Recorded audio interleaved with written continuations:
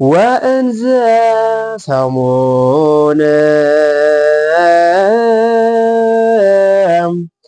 በዓለ ፋሲካ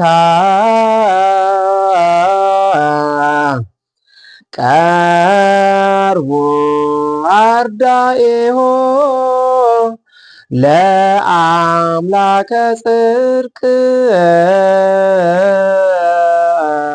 መጀመሪያን ጥያቄ ሳነሳ እያንዳንዱ ስጠይቆት ነው።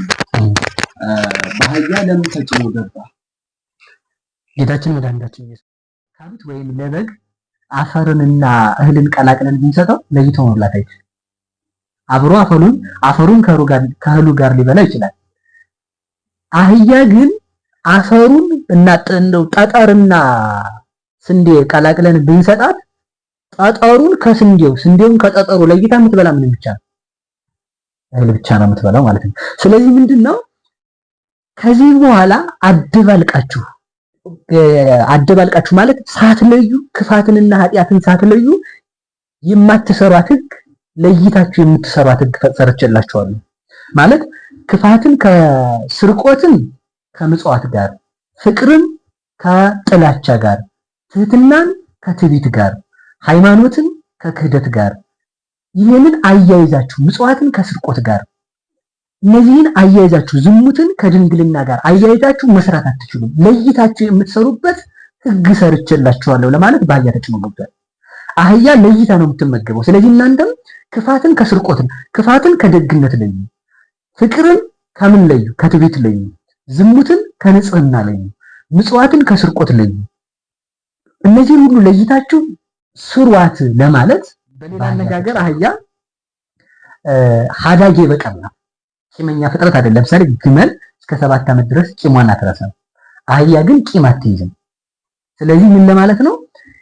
ፍጹም ቂም የሌላት ሀዳጌ በቀል፣ ወደ ንስሐ ብትመለሱ ወደ ሃይማኖት ብትመጡ ሀዳጌ በቀል የሆነች ሕገ ወንጌልን ሰራሁላችሁ ለማለት አህያ ተጭኖ ገብቷል ማለት ነው። ብዙ ምስጢራት አሉት። ጌታችን መድኃኒታችን ኢየሱስ ክርስቶስ ለምን በወንድ አህያ ተቀመጠ? ለምን ሴቷን አህያ መረጠ?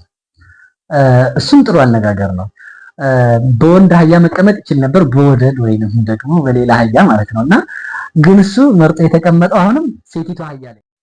ባጭር ቃል ብትፋቀሩ በመካከላችሁ እገኛለሁ። ሀባለው ክሌቱ ሰለስቱ ጉባኤን በስሜ ህየ አነ ሄሉ ማይከሊሆሙ። በስሜ 2ም 3ም ሆናችሁ ብትሰበሰቡ በመካከላችሁ እገኛለሁ ለማለት ይሄን አስቀምጧል። በሌላ አነጋገር ምንድነው? ባጭሩ ፍቅር ይኑራችሁ። እግዚአብሔር እንዲገኝልን ከፈለግን ፍቅር ሊኖረን ይገባል። ስለዚህ ያችን የመረጠበት ምክንያት እኔ እናንተን ከዚህ በላይ እወዳችኋለሁ፣ የማረሳ የማልዘነጋ የማልደክም ፍቅር የማያልቅ አምላክ ነኝ። ለእናንተ የምሰጣችሁ ስጋዬን ቆርሼ ደሜን አፍስሼ ነው።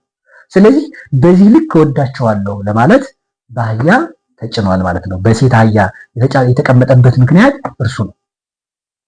ቃሉ የታሰማን ጌታችን መድኃኒታችን ወደ ኢየሩሳሌም በሄደ ጊዜ እስራኤላውያን ልብሳቸውን አህያዋ ላይ አንጥፎለታል፣ ጎዝጉዞለታል። ለምንድን ነው ያንን ያደረገው? ሁለተኛው ልብስ አካልን ይሸፍናል። እንግዲህ ሁላችንም እንደምናውቀው መቼም ሰው ክብሩ ልብሱ ነው። ለምሳሌ ከኔም መጀመር እንችላለን። እኔ ከብሬ መታየቴ ዝጋ በሻሽ ዝጋ በካባ ዝጋ በነጠላ ሲቀጥል እንደዚያ ነው ማለት ነው። ሰው ከብሮ መታየቱ በልብስ ነው። ልብስ ምንን ይሸፍናል ማለት ነው? የሚያሳፍረንን ነገር የምንሸፍንበት ልብስ ከብርድ ያድናል። ከዲያብሎስ ብርድ የማድናችሁ እኔ ነኝ። ልብስ ከፀሐይ ሐሩር ያድናል። ከዲያብሎስ መከራ የምሰውራችሁ እኔ ነኝ። ከገሃነም መከራ የማድናችሁ እኔ ነኝ። ልብስ አካልን ይሰውራል። ክፉ ነገራችሁን የአዳምን ኃጢአት በጥምቀት አስጥሜ የምሰውራችሁ እኔ ነኝ። ዘይሴውር ሩያኒ በደመና ይላል ሊቁ በቅዳሴው ማለት ነው። ምርጦቹን በደመና የሚሰውር በክብር የምሰውራችሁ እኔ ነኝ። የመጀመሪያው ምንድነው? መርገመ አዳምን አጥፍቼ እናንተን በልጅነት ሰውሬ ልጅ የማደርጋችሁ እኔ ነኝ። በደላችሁን በጥምቀት የማሰጥምላችሁ በጥምቀተ ክርስትና ይከውን ሰብ አጋዚ ፍጹመ እንግብርናተ ሰይጣን ወምቅኔተ ዲያብሎስ ወይ ከውን አምሳለ ትስብእቱ ለክርስቶስ ይላል ሊቁ ቅዱስ ሳዊሮስ ዘስሙነ። ሰው በክርስትና ጥምቀት ፍጹም ከዲያብሎስ ባርነት ነፃ ይሆናል። ስለዚህ ምንድነው ጎደሏችሁን ልሸፍንላችሁ መጥቻለሁ። ያ ጎደሏችን ደግሞ ምንድነው በጣም የሚደንቀው ለአህያዋ እኔ መታደል ነው። ዛሬ ለጌታ ላለበት አህያ ይነጠፍለት እግዚአብሔር እንዲያከብርህ ከፈለገ አሁን ሰው እንዲያከብርህ ከፈለገ ማን ይኖርብህ? እግዚአብሔር። አህያ አለቻሉ ነው አለቻሉ። ድሮ ሰዎች ልብስ አንጥፈውልኝ ነበር፣ ዛሬ ግን በዱላ እየወገሩ ነው አለቻሉ ማለት እና እግዚአብሔር ሲኖር ሰው ልብስ ያነጥፍልሃል። ስለዚህ እንኳን ላንተ ለተቀመጥክባትን አህያ ምን ይገባታል? መሬት እንዳትረግጥ ክብር ይገባታል አሉ ማለት ነው። እሺ ቃልን ያሰማልን መምህራችን። ወደ ቀጣዩ ጥያቄ ስገባው ነው እስራኤላውያን ዘንባባን ወዝውዘውለታል። ለምን ቄጤማን ወዝውዘውለታል? ራስህን ካልገለጥክ ፍጥረት ሊመረምር አይችልም። ለዚህ ነው ሊቃውንቱ የእውቀት መጨረሻው ምንድነው ቢባል ምንድነው መልሱ? አንተ ራስህን ታውቃለህ ነው አሉ። ለሊከ ብከ አንጦላይከ፣ አንተ ራስህን በራስህ ጋረድክ። ወለሊከ ብከ ተከደንከ፣ አንተ ራስህን በራስህ ሰወርክ። ወለሊከ ብከ ተከደንከ፣ አልቦ ዘይጠይቀከ፣ የሚያውቅህ የለም። ወለሊከ ብከ አንጦላይከ፣ ወለሊከ ብከ ተከደንከ፣ ስጉር ብከ እበይከ፣ አልቦ ዘይጠይቀከ፣ ወለሊከ ተአምር ርእሰከ ነው የሚሉት። አንተ ራስህን በራስህ ትሸፍናለህ። የዚህ ዓለም ነገስታት እንገለጥ ሲሉ ዳስ ጥለው ድንኳን ተክለው ይገለጣሉ። አንተ ግን ልገለጥ ስትል በብርሃናዊ ባህሪ ትገለጣለህ። መብራት አያስፈልግህም። ልገለጥ ስትል ከፍ ያለ ወንበር ሰገነት አያስፈልግህም። ደግሞ ልሰወር ስትል ነገስታት ሰው ልሰወር ሲል ቤት ሰርቶ ድንኳን ጥሎ ነው የሚሰወር። አንተ ደግሞ ልሰወር ስትል የምትሰወርበት ነገር አያስፈልግህም። ራስን በራስህ ትሰውራለህ አሉና ምን አሉ? ትንሽ መረመሩና ከዛ ምን አሉ? እንግዲህ በቃኛልና ምን አለ? አንተ ራስህን የምታውቀው ራስህ ነህ አሉ። እግዚአብሔርን የሚያውቀው እግዚአብሔር ነው። ዘንባባ ብዙ ፍሬ ያለው የተነባበረ ፍሬ ያለው ከመስቀል የተሰጠን ጸጋ ብዙ ነው ለማለት ነው። ከመስቀል የተሰጠን ጸጋ ብዙ ነው። ለምሳሌ ሕይወተ ሥጋ ተሰጠን፣ ሕይወተ ነፍስ ተሰጠን፣ ድነተ ሥጋ ተሰጠን፣ ድነተ ነፍስ ተሰጠን። ቁራኝነት ቀረ፣ ሞተ ሥጋ ቀረ፣ ሞተ ነፍስ ቀረ። ኃይል ከመመላእክት ተከተለን። ከዚያ በኋላ ደግሞ ምንድነው? በመስቀል ማን ተሰጠን? ሥጋውና ደሙ። በመስቀል ማን ተሰጠን? ልጅን ጥምቀት። በመስቀል ማን ተሰጠን? ልጅነት። በመስቀል ማን ተሰጠን? የብርሃን ልብስ። በመስቀል ማን ተሰጠን? እናቱ። የመስቀል ከመስቀል ላይ ያገኘነው ጸጋ ብዙ ነው። የተነባበረ የተደራረበ ጸጋ ተሰጠን ለማለት ነው። ስለዚህ ዘንባባን ይዘው የታዩት አምላክ ነው ባልክ ጊዜ ምን ማለት አለብህ? ሰው ነው ማለት አለብህ። ሰውም አምላክም ነው። እረኛ ነው ባልክ ጊዜ ምንነቱን መዘንጋት የለብህም፣ በግነቱን። በግ ነው ባልክ ጊዜ ምንነቱን መዘንጋት የለብህም፣ እረኛነቱን። ሰው ነው ባልክ ጊዜ ምንነቱን መዘንጋት የለብህም፣ አምላክ ነው ማለት አለብህ። አምላክ ነው ባልክ ጊዜ ምንነቱን መዘንጋት የለብህም፣ ሰው ነው። ስለዚህ እነዚህን ሁሉንም መያዝ አለብህ። ለምሳሌ ካህን ነው አይደል? ለምሳሌ የኔታ እርሶም ካህን ነው፣ አሮንም ሙሴም ካህን ነው አይደል? ካህን ነው ስትል አዎ ካህን ነው ብለህ ከቀረህ ችግር ካህን ነው ብለህ ከቀረህ ማለት ካህን ነው ባልክባት በዚያቸው አረፍተ ነገር ምን ማለት አለብህ? ህርስ ነው ማለት አለብህ። ምድራዊ ካህን የክርስቶስን ስጋና ደም ያቀርባል እንጂ የራሱን ስጋና ደም አያቀርብም። ክርስቶስ ካህን ነው ስትል ስጋውና ደሙን አቀረበ ነው። የሚቀርበው ስጋ የራሱ ነው፣ የሚቀርበው ራሱ ነው፣ የሚያርገውም ራሱ ነው፣ የሚያሳርገውም ራሱ ነው፣ የሚቀበለውም ራሱ። ለሊሁ መስዋዕት ወለሊሁ ሰዋኢ፣ ለሊሁ ሰዋኢ ወለሊሁ ተሰዋኢ ወለሊሁ ተወካፌ መስዋዕትን ስላው መንፈስ ቅዱስ። እርሱ መስዋዕት ነው፣ እርሱ መስዋዕት አቅራቢ ነው፣ ካህን ነው። እርሱ መስዋዕት አሳራጊ ነው፣ ከአባቱ ጋር ሆኖ መስዋዕቱን ተቀባይ ነው። እርሱ ደግሞ ስጋውና ደግሞ የራሱ ስለሆነ ለሚመናን ድነት የሚሰጥ ነው ብለህ ማለት አለብህ ማለት ነው። ስለዚህ መድኃኒት ያለው ስጋውን ነው። ስጋውን መድኃኒት ያለው ስንል ከአምላክ ከመለኮቱ መለየታችን ሳይሆን አንድ አካል አንድ ባህሪ ነው፣ በልዕልና ያለ መድኃኒት ማለት ነው። ሆሳዕና ለዳዊት ልጅ ይገባል ማለት ከዳዊት ዘር ለተወለደ ማለት ነው። አጭር ቃል የሐጽብም በወይን ልብሶ ተቀልዎ አይሁድ ዲበ ዕፀ መስቀል። በጣም ነው የሚገርመው። ዘያሐጽብ በወይን ልብሶ ወበደመ አስካል ሰንግሞ፣ ልብሱን በወይን የሚያጥብ መጠምጠሚያውንም ደግሞ በወይን ፍሬ የሚያጥብ እርሱ ነው። እነዚህ ያሬዳዊ ዜማ ይዘት አለ፣ ጭረት አለ።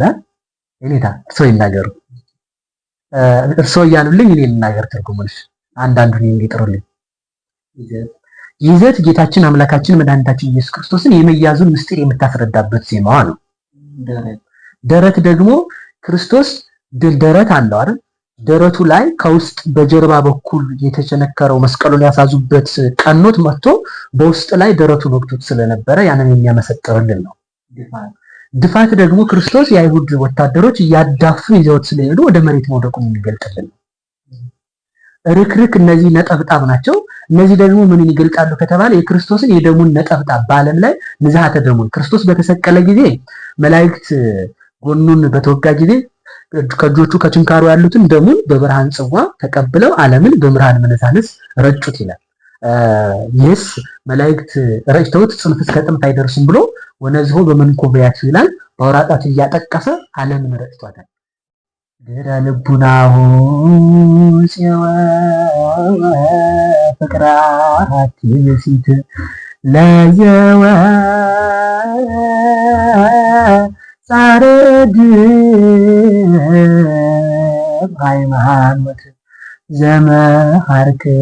ዘመሃርክምዎ በእስራኤለት መሃሩኒ ሥላሴ ነገሥት ይላል ለማስረዳት ያመጣዋልና ይህ መነኩሴ ነውና ከገዳም ወጥቶ ሳለ ከተማ አንድ ጣዖት ለጣዖቱ ካህን የሆነ ሰው ነበርና የእሱን ልጅ ያያታልና በፍቅሯ ይነደፋል። እቺ ልጅ ማግባት አለብኝ ብሎ ይጠይቃል።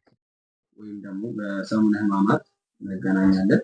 በዛውም ላልደረሳቸው የእግዚአብሔር ፍቃዱ ሆኖ ወቱ መሶበ ወርቅ እንተ ስቴታ ርስት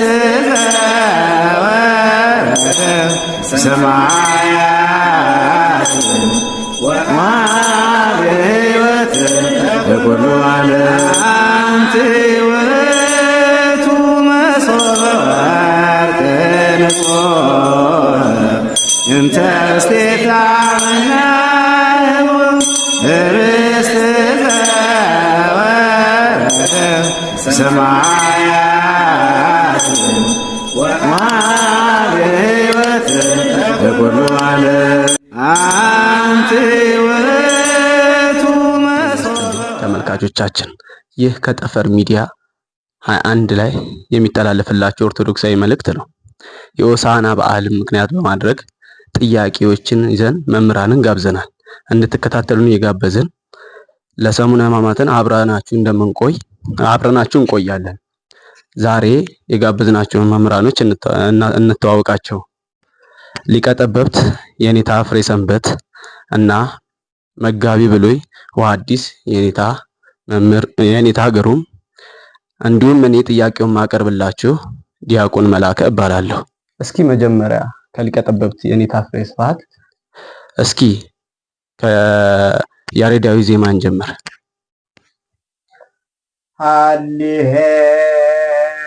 ሃሌሉያ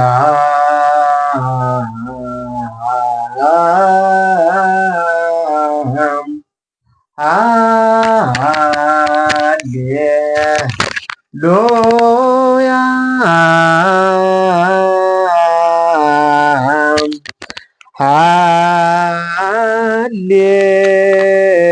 ሃሌሉያ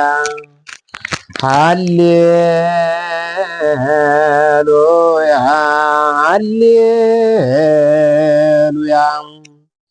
ወእንዘ ሰሙነ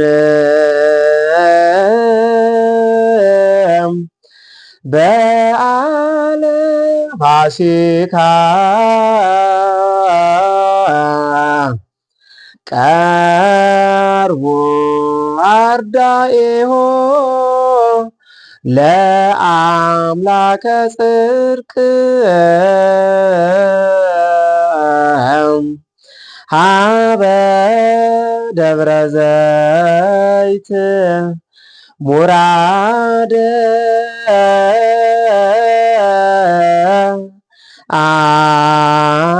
አቀብ ሀገረ እግዚአብሔር ወተቀበልዎ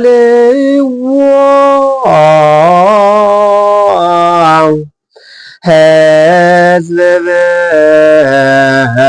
ብዙኃን አእሩግ ወሕፃናት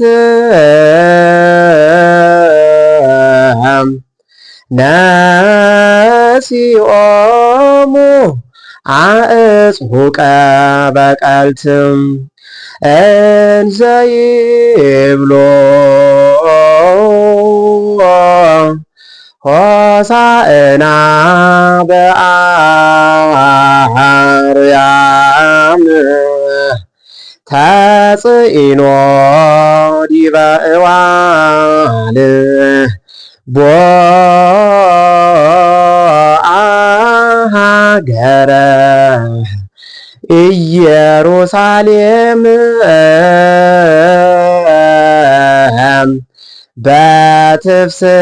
በትፍስሕት ወበሐሴት ይሁቦሙ ኃይለ ወስልጣነ እንዘ ይብሎ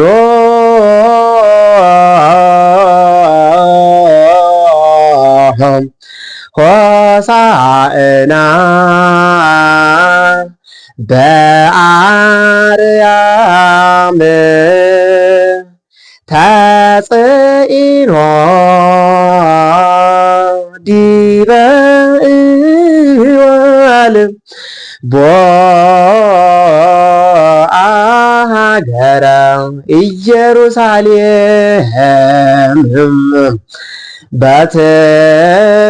በትፍስሕት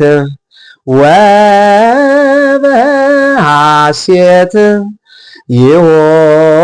ይሁቦሙ ኃይለ ወስልጣነ። እሺ መምህራችን እናመሰግናለን። ጌታችን መድኃኒታችን ኢየሱስ ክርስቶስ በዛሬው ዕለት ወደ ኢየሩሳሌም የገባበት ዕለት ነው። እስራኤላውያንም ዘንባባን ጎዘጎዙለት፣ ልብሳቸውንም አነጠፉለት። ሕፃናት ለዳዊት ልጅ ምስጋና ይገባዋል እያሉ አመሰገኑት። አይሁድም ተመቅኝቶ መምህር ሕፃናት ዝም ይሉ ዘንድ እዘዛቸው አሉት። ጌታ ኢየሱስ ክርስቶስም ሕፃናት ዝም ቢሉም እነዚህ ድንጋዮች ያመሰግኑኛል አላቸው። ድንጋዮችም አመሰግኑት። እንዴት ድንቅ ነው! እስኪ መምህር ይህን ነገር ያብራሩልን። እሺ መልካም መምህራችን እሺ አድርጌ አመሰግናለሁ። በሚገርም ቋንቋ ነው የገለጡትና የገረመኝ ቅዱስ ያሬድ እንዴት አድርጎ እንደገለጠው ሲናገሩት እና በሚገርም ቋንቋ ነው የገለጡት። ለማንኛውም ጥያቄዎቹን እያንዳንዳቸውን ለማየት እንደገና ብጠይቀኝ ደስ ይለኛል። የመጀመሪያውን ጥያቄ ሳነሳ እያንዳንዱ ጥያቄዎች ነው በአህያ ለምን ተጭኖ ገባ? ጌታችን መድኃኒታችን ኢየሱስ ክርስቶስ ወደ ኢየሩሳሌም ሲገባ ወቀሪቦ ጊዜ ኢየሱስ ቤተ ፋጌን ተገቦ ደብረ ዘይት ይላል በማቴዎስ ወንጌል ምዕራፍ 21 ቁጥር 1 ጀምሮ ሲናገር፣ አሁን የኔታ በዜማው የሚገለጡት ይህንኑ ነው። ጌታችን መድኃኒታችን ኢየሱስ ክርስቶስ ወደ ኢየሩሳሌም ሲገባ ደብረ ዘይት ቤተ ፋጌ ከምትባል ቦታ ከደረሰ በኋላ ደቀ መዛሙርቱን ሂዱና ሁሩ ዘቅድሜክሙ ወተረክቡ እድግተ እስርተ ምስለ እዋላ፣ ወደፊታችሁ ወዳለ ሀገር ግቡ፣ በገባችሁ ጊዜም አህያ ከውርንጫዋ ጋር ታስራ ከልጇ ጋር ታስራ ታገኛላችሁ። ፍትሕው አምጽኡ ወሊተ፣ ፍቱና አምጧት። ባለቤቱ ለምን ትወስዷታላችሁ ብሎ ከጠየቃችሁ በሉ እግዚኦሙ ይፈቅዶሙ፣ ጌታቸው ወይንም ፈጣሪያቸው ይፈልጋቸዋል ብላችሁ አምጡልኝ አላቸው። እነሱም ይዘውለት ሄዱ። ጌታችን መድኃኒታችን ኢየሱስ ክርስቶስ ከአመጡለት በኋላ መጀመሪያ እናቲቱ አህያ ላይ ተቀምጦ ሄደ። እስከ የተወሰነ ከሄደ በኋላ ከዚያም በኋላ ከእናቲቱ ላይ ወርዶ በውርንጫዋ አህያ በኩሪላ ወይም በልጅቱ አህያ ሆኖ ወደ ቤተ መቅደሱን 3 ጊዜ ዞሮ ገብቷል ማለት ነው።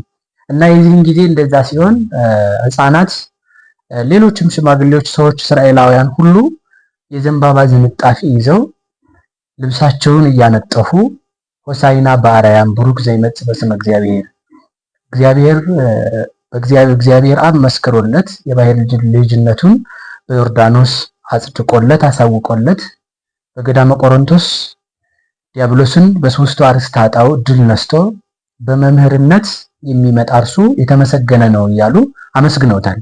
የዚህን ጊዜ እንደዚህ እያለ ሲመሰገን ሕፃናትም ተጨምረው ለዳዊት ልጅ ምስጋና ይገባል፣ በአርያም ላለ ለእርሱ ምስጋና ይገባል፣ ሆሳዕና በአርያም እያሉ ሲያመሰግኑት አይሁድ ለምቀኝነት አያርፉምና ተመቅኝተው ለምንድን ነው መምህር ደቀ መዛሙርት ወይም ልጆቹ ዝም እንዲሉ እዘዛቸው ብለው አሉት። የዚህን ጊዜ እንዲህ አላቸው፣ እነርሱ ዝም ቢሉ እንኳን ድንጋዮች ያመሰግኑኛል ብሎ መለሰላቸው። የዚህን ጊዜ ነበር እርሱ በአህያ ላይ ተቀምጦ ሳለ ልብሳቸውን አነጠፉ፣ ዘንባባ ጎዘጎዙለት። ከዚያም በኋላ በዚያ ላይ አህያዋ እየተረማመደች ሄደችው በሰኔሉ ዝንጣፊና በልብሳቸው ላይ ነበር። ከዛ ደግሞ ጎዝጉዘውለት ነበር እንደ ኮርቻ አድርገው ልብሳቸውን። እና በጣም እዚህ ውስጥ አንድ የሚገርመው ግን አንድ ሊቅ ሲናገር እንዲህ ይላል፣ እብነ ቢታንያም ያንተን ድምፅ ሰምተው አመሰገኑ፣ መቃብራትም በስልጣንህ ከፍታቸው ተነሳ፣ የኔ ልብ ግን መቼ ነው ላንተ የሚከፈተው ብሎ ያደንቃል ማለት ነው። እና ጌታችን የእኛም ድምጻችን የጌታችን የመድኃኒታችን የኢየሱስ ክርስቶስን ድምፅ ሰምቶ እንዲከፈትልን መልካም ፈቃዱ ይሁንልን። እና በአህያ ለምን ገባ የሚለውን የመጀመሪያውን ጥያቄ ስመልሰው በአህያ የገባበት የመጀመሪያ ምክንያት ትንቢት ተነግሮ ነበረ። ምን የሚል ትንቢት ነበር የተነገረው? አጠፍ ሰረገላ ኤፍሬም ወአፍራሰም ይሁዳ፣ ከይሁዳ ፈረስን ከኤፍሬምም ሰረገላን አጠፋለሁ ተብሎ ትንቢት ተነግሮ ነበር። ያን ትንቢት ለመፈጸም በአህያ ሆኖ መጥቷል። በሌላ አነጋገር በአህያ ሆኖ የመጣበት ኢየሩሳሌም ሆይ ተፈስሒ ተፈስሒ ኢየሩሳሌም ሆይ ደስ ይበልሽ ንጉስሽ ተጽዕኖ ዲበ እድግት ወዲበ እዋል አይደልም? ቅዱስ ያሬድም ወስዶታልና ንጉስሽ ትሁት ሆኖ ዝቅ ብሎ በአህያና በውርንጫዋ ወይንም በግልገሏ ተጭኖ ወደ አንቺ ይመጣል ብሎ ትንቢት ስለተነገረ ነው። እና ይህን ትንቢት ምክንያት በማድረግ በአህያ ተጭኗል። ሌላው ከአህያን ከፍጥረታት የሚለያት አንድ ነገር አለ። እሱ የሚለያት ምንድነው? አህያ በተፈጥሮዋ ትምህርተ መስቀል ናት። ለምሳሌ ሰው በተፈጥሮ ትምህርተ መስቀል ነው። እርግጥ ግን አህያ ደግሞ ተስሎባታል መስቀሉ። ከዚህ ከጋማዋ ጀምሮ በአንገቷ ላይ እስከ ጀርባዋ እስከ ጅራቷ ድረስ አንድ ወረዳ አለ። ከዛ በእግርና በእግሯ ላይ በዚህ መስቀል አለ። እና በአህያዋ ተጭኖ የገባው ነገ በመልዕልተ መስቀል ተሰቅዬ አድንሻለሁ ሲላት ነው። ወታው ከትኩላ ሀገር ነው የሚለው። ኢየሩሳሌምም ደነገጠች። መኑ ውእቱ ዝንቱ፣ ይህ በአህያ ተጭኖ የመጣው ማን ነው? ሞተ ስጋ ሞተ ነፍስን የሚያጠፋ ዲያብሎስን ከማረጉ የሚሽረው ሙስና መቃብርን የሚያጠፋው ሞተ ስጋ ሞተ ነፍስን የሚሽር የባሕርይ አምላክ ቡሩክ ዘይመጽእ በስመ እግዚአብሔር፣ መርገመ ስጋ መርገመ ነፍስ የሌለበት መርገመ ስጋ መርገመ ነፍስን የሚያርቅ በረከተ ስጋ በረከተ ነፍስን የሚያድል ይህ በአህያ የተጫነ እሱ በኪሩቤል ላይ የሚቀመጥ ሲሆን በአህያ ላይ የተቀመጠ ማን ነው ብላ ኢየሩሳሌም ደንግጣለች። እና በአህያ ላይ ሆኖ የገባበት አንዱ ምክንያት ይሄ ነው። ሌላ አነጋገር አህያ የተረጋጋች ፍጥረት ናት። ለምሳሌ በፈረስ የሚሄድ ሰው ሊደረስበት አይችልም። ሌሎችም ነገሮች ግመል ቢጋልብም አንድ ሰው በቅሎም ብትሆን ትፈጥናለች። አህያ የተረጋጋች ፍጥረት ናትና ጸጥታን ልሰጣችሁ የመጣው ነኝ ለማለት በአህያ ተጭኗል። በአህያ የተጫነበት ሁለተኛው ነገ በመልዕልተ መስቀል እሰቀላለሁ ሲል ነው። ሶስተኛው ምክንያት ደግሞ አህያ ብትሄድ አትርቅም፣ ቢፈልጓት አትታጣም፣ ሮጣም አትቀድምም። እኔ ለፈለገኝ ሰው ጥሩ ውእቱ ለለይ ጽውዑ አንቀጽርሁ ለለይ ጎደጉድዎ ገባሪ ሰማያት ገባሪ መንክራት ለለይ ፈርህዎ፣ ለሚፈሩት ቅርብ ለሚፈሩት ጥሩ ውእቱ ለለይ ጽውዑ ለሚጠሩት ቅርብ ለሚፈሩት ቅርብ የሆነ አምላክ ስለሆነ ማለት ነው። ለምሳሌ እግዚአብሔር ቅርብ ነው ስንል ለፈለገው ሰው ይገኛል፣ ላልፈለገው ሰው ደግሞ አይገኝም ለማለት ከፈለጋችሁኝ አታጡኝም ካልፈለጋችሁኝም አታገኙኝም ለማለት ነው። በሌላ አነጋገር ደግሞ በአህያ ላይ ሆኖ የገባው እንግዲህ አይሁድ ብዙ ጊዜ ፈልገውት ከቤተ መቅደስ አጥተውታል። ጊዜው ስላልደረሰ ጌታችን መድኃኒታችን ኢየሱስ ክርስቶስ ይሰወር ይሸሽም ነበረ እና አሁን ግን በአህያ ሆኖ ወደ ቤተ መቅደስ ወደ ኢየሩሳሌም የገባበት ምክንያት ምንድነው ከተባለ ስትፈልጉኝ አታጡኝም፣ አሁን ለመሰቀል ዝግጁ ሆኜ ነው የመጣሁት ለማለት በአህያ መቀመጥ በአህያ የተቀመጠ ሰው ሮጦ እንደማያመልጥ ስትፈልጉኝ ለመሰቀል በፈቃድ መጥቻለሁ ለማለት በአህያ ተቀምጦ ገብቷል። በሌላም አነጋገር ጌታችን መድኃኒታችን ኢየሱስ ክርስቶስ በአህያ ላይ ተቀምጦ ወደ ኢየሩሳሌም የገባበት ምክንያት ለምሳሌ ሁለት አህዮች ናቸው። እናት አህያና ልጅ አህያ ናቸው። በእናቲቱ ነው መጀመሪያ ተቀምጦ የተጠጋው ወደ ቤተ መቅደስ የተጠጋው። ከዛ በኋላ በግልገሏ በውርንጫዋ ተጭኖ ቤተ መቅደሱን ዞሮታል። እናት አህያ የአሕዛብ ምሳሌ ናት። እናት አህያ መጫን የለመደች ናት። ያው ጭነት ትችላለች እና መጫን የለመደች እንደሆነች እስራኤል ሕግ ማክበር ለምደዋል። ግን ይቺ ልጅቱ አህያ ልጇ አህያ ደግሞ ውርንጫዋ ወይም ኩሪላዋ በሌላ አነጋገር እንደምትባለው እሷ ደግሞ መጫን ያለመደች ገና ናት፣ ያልተገራች ናትና እሷ የአሕዛብ ምሳሌ ናት። ሕግ መጠበቅ ለለመዱ ለእስራኤላውያንን ሕግ መጠበቅ ላለመዱ ለአሕዛብም አንድ ሕግ ልሰራላቸው ከፈለጓት የማያጧት ሕግ ልሰራላቸው መጥቻለሁ ለማለት ነው። እግዚአ እስራኤል እግዚአ አሕዛብ ነኝ፣ የእስራኤልም ፈጣሪያቸው ሕግ የሰራውላቸው ነኝ፣ የአሕዛብም ፈጣሪያቸው ሕጌን ቢጠብቋት አንድ መቅደስ የማስገባቸው እኔ ነኝ ለማለት ነው። በሌላ አነጋገር ደግሞ አህያዋ ላይ ተቀምጦ ወደዛ ገብቷል እና አህያዋ ለምሳሌ ኢሳይያስ ሲናገር አድግኒ አምር ምቅማሆ ቤተ እግዚኡ፣ አህያ የጌታውን ቤት ገፈራ የሚቀምበትን የሚንከባለልበትን ቤት አወቀ፣ በሬም ጌታውን አወቀ ብሎ ኢሳይያስ ለልደቱ ተናግሮታል። ምን ለማለት ነው? አልህንት ዘይቤ አበው ቀደምት ሙንቱ ይላል መጽሐፈ ፀሐይ። በሬ የተባሉት የቀደሙ የአባቶቻችን እግዚአብሔርን ያወቁት ናቸው። አድግ ዘይቤ አሕዛብ ሙንቱ ወቤተ እግዚኦሙ ቤተ ክርስቲያን ኢቲ፣ አህያ የተባሉት አሕዛብ ናቸው ካለ በኋላ ምን ይላል? ይሄ የጌታቸው ቤት የተባለችው ቤተ ክርስቲያን ናት። ከዛ እዚያ የሚበሉት ምግባቸው የተባለው ትምህርት ነው ብሎ ገልጦታል። ስለዚህ በአህያ የገባበት አንዱ ምክንያት ምንድነው ማለት ነው? የእስራኤልም የአሕዛብም የሕዝብም የእስራኤልም የአሕዛብም አምላክ ነኝ፣ አንድም እግዚአ መላእክት ወሰብ ነኝ ማለቱ ነው። በሌላ አነጋገር እናት አህያ ኦሪት ናት። ኦሪት የተለመደች ሕግ ናት አይደል? ስትሰራ የቆየች ሕግ ናት። እስራኤላውያን ሲጠብቋት የቆየች ሕግ ናትና ኦሪት በሙሴ ብትሰጥም ኦሪትን ሐጋጌ ሕግ በውስተ ሕግ ወነቢይ በነቢያት እንዳለ ሊቁ በሃይማኖተ አበው ሐጋጌ ሕግ በውስተ ሕግ፣ ሕግን በሚሰራ ጊዜ ሕግን የሰራ ኦሪትን የሰራዋት ለሙሴ የሰጠዋት በተራራ እኔ ነኝ ማለቱ ነው። ሌላ ወደ ኢየሩሳሌም መውጣቱ ተራራ ናት። ደብረ ዘይትን ተገቦ ደብረ ዘይት ያላት ተራራ ናት። ከፍ ያለ ሕግ ሰራሁላችሁ ትክክል ተከብቶ ሀገር ለታንጸት መልዕልተ ደብር የሚለው ማለት ነው። በእኔ ልዑልነት የተመሰረተ በተራራ ላይ የተሰረተ ከተማ ፍጹም ልትሰወር ቢል እንደማይችል በእኔ ልዑልነት ለመሰረታችሁ በትህትና መጥቻለሁ ለማለት በአህያ ተጭኗል። ሌላው ልጅ አህያ ግልገል አህያ የተባለችው ወንጌል ናት። ግልገል አህያ ጭነት ያለመደች ናት። አዲስ ያልተሰራች ሕግ ናት። ሊቃውንቱ ሲናገሩ ምን ይላሉ?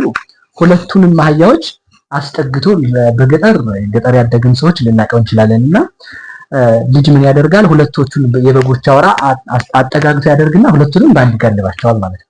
እና ክርስቶስ ሁለቱንም በአንድ ጋልባቸዋል፣ ሁለቱንም አስጠግቶ ማለት ነው። እና በአንድ ሲጋልባቸው ምንድነው ማለት ነው?